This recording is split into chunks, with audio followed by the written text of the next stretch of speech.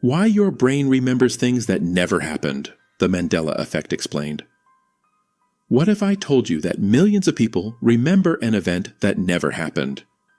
Not a rumor, not a conspiracy. A memory. A vivid, detailed memory. People remember watching the funeral of Nelson Mandela on television in the 1980s. They remember news coverage. They remember speeches. Some even remember his widow speaking to the nation. There's only one problem. None of it happened. Nelson Mandela did not die in prison in the 1980s. He was released in 1990, and later became president of South Africa. So how can millions of people remember something that never occurred? And if your brain can invent memories this convincing, how many of your memories are actually real? This is Brain Flaw, and today we're uncovering one of the strangest flaws in human thinking, the Mandela Effect. The logo that never existed.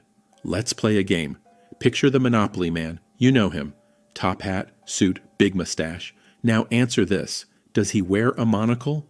Most people instantly say yes. In fact, many can clearly picture it. The image seems obvious, except the Monopoly man never wore a monocle. Not once. Not in the original game.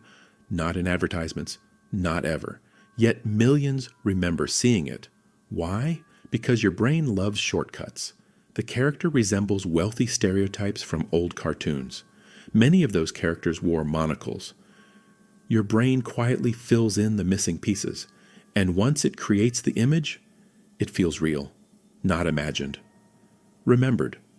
That's the dangerous part. False memories don't feel false. They feel exactly like real ones. The bear family that never changed. Here's another famous example. Many people remember a children's book series called The Berenstain Bears. Notice the ending. Stein. Like Einstein. Now check reality. The books have always been called The Berenstain Bears. Stain, not Stein. Thousands of adults swear this change. Many insist they read the books as children. Some even claim they can see the cover in their minds. Yet every published copy says the same thing. Berenstain. So what's happening? The answer lies in how memory works. Most people never stored the exact spelling. Their brain stored an approximation. Years later, the brain reconstructs the memory.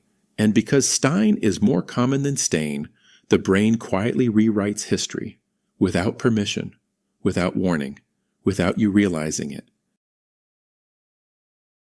Your brain is not a camera. Most people imagine memory as a video archive. Events happen. The brain records them. Later, we replay them. Simple. Except that's not how memory works at all. Neuroscientists have discovered something remarkable. Every time you remember an event, you change it. Think about that. The act of remembering literally rewrites the memory itself. Imagine a document on your computer. Every time you open it, someone edits a few words before saving it again. Eventually, the document becomes very different from the original. That's essentially what happens inside your brain.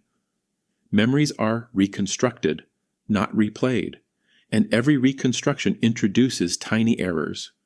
Most are harmless. Some become Mandela effects, others become entirely new memories, memories that never happened.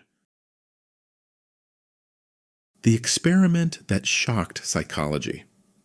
In the 1990s, psychologist Elizabeth Loftus conducted a series of experiments that changed our understanding of memory forever. She showed volunteers videos of car accidents. Afterward, she asked a simple question. How fast were the cars going when they smashed into each other? Another group heard a slightly different word. How fast were the cars going when they hit each other? One word changed everything. People who heard smashed remembered higher speeds. Many even remembered broken glass that never appeared in the footage. A single word had altered reality inside their minds. The implications were terrifying. If a simple question can change memory, what happens after years of conversations, news reports, social media posts, and repeated storytelling? The answer is obvious. Memory becomes incredibly unreliable. The internet makes it worse. For most of human history, false memories stayed local. Today they spread globally. Imagine remembering something incorrectly. Then you go online.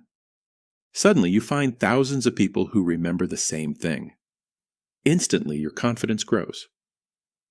If everyone remembers it, I must be right. But that's another flaw. Humans confuse agreement with truth. The more people repeat something, the more believable it becomes, whether it's true or not.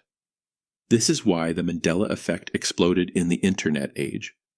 Not because reality changed. Not because we're jumping between universes. Because false memories can now find each other. And when they do, they become incredibly convincing. The parallel universe. Theory, of course, not everyone accepts the psychological explanation. Some people believe Mandela effects are evidence of alternate realities. The theory goes like this. At some point, timelines diverged. Memories from one reality leaked into another. That's why people remember Mandela dying. That's why logos seem different. That's why movie quotes appear to change. It's a fascinating idea. And honestly, it's more exciting than admitting our brains are flawed. But there's a problem.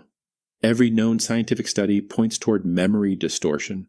Not parallel universes, not glitches in reality, just the ordinary limitations of the human brain. And perhaps that's even more unsettling. Because it means the mystery isn't out there, it's inside your head. The memory you're changing right now, here's the strangest part of all. While watching this video, your brain is already editing your memories. Some details will stick, others will disappear. A few may change entirely.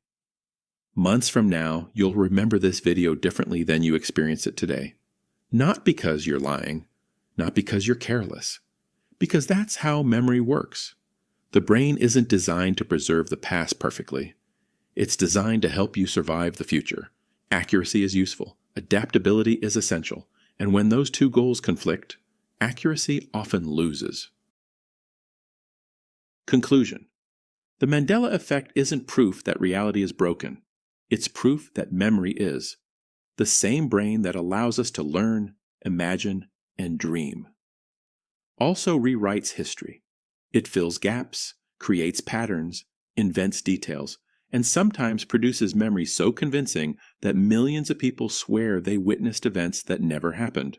The real mystery isn't why people remember Nelson Mandela dying in prison. The real mystery is this. If your brain can create memories that feel completely real, how can you ever be certain that your own memories are true? And perhaps the most uncomfortable answer is, you can't. Because the greatest illusion your brain ever creates